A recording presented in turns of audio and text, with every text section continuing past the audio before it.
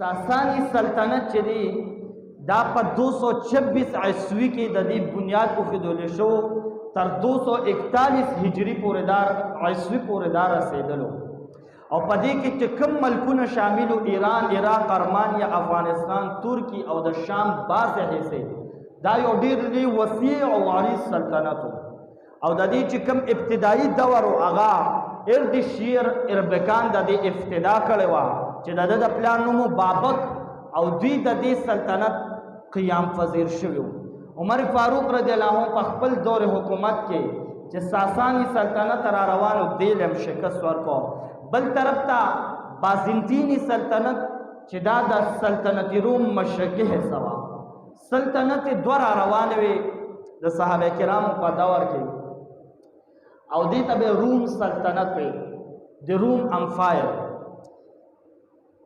او چې کله د دوی منځ کې لږ ټکرو راغی نو دا په دوه حصو کې تقسیم شو، یو مشرقي روم شو یو مغربي روم شو.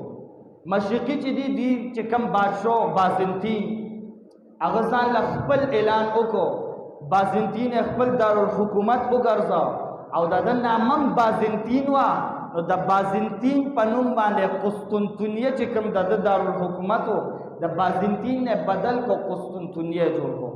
هغه قسطنطنیه چې د هغې حضور نبی کریم صلی الله علیه وسلم بشارت ورکړو چې ډېر مبارک دی هغه لښکر چې کوم به قسطنطنیه فتح کوي او هغه به ډېر مبارک سپه سالاري چې د چا په قیادت کې به قسطنطنیه فتح کیږي.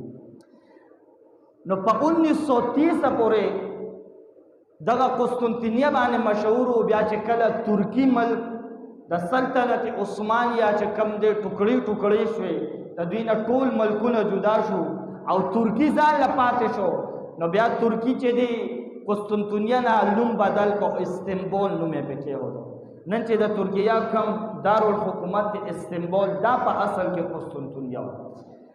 نو مشرقي سلطنت روم هغه بازنطین ریاست شو، هغوی ځان له یو دارالحکومت قایم کو. عمر فاروق رضی الله عنه په دور کې او بازنطین سلطنت دام په شام، په ایشیا، مصر او تقدیس او یونان ممالکو باندې شامل و. بل طرف ته چې د مشرقي سلطنت د روم نه کومه حصه پاتې شوه مغرب طرف ته هغه د روم امپایر و، هغه ځان له سلطنت شو.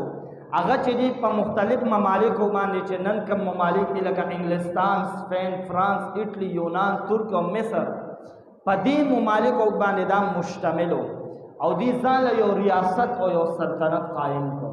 نو یو طرف ته بازنطین شو، بل طرف ته روم سلطنت مغربي حصه شوه.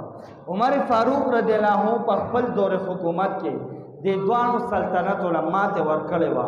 خو بیا دومره قدر خبره وه چې بازنطین سلطنت چې دی دا بیا خپل ځان وجود ته راوستو. 1000 سال پورې دوی بیا سلطنت قایم کو او چې کوم روم سلطنت و دوی 1500 کاله حکمراني وکړه. د دې سلطنت چې ده بیا جرمني په دوی باندې حمله وکړه، دوی ختم کړل.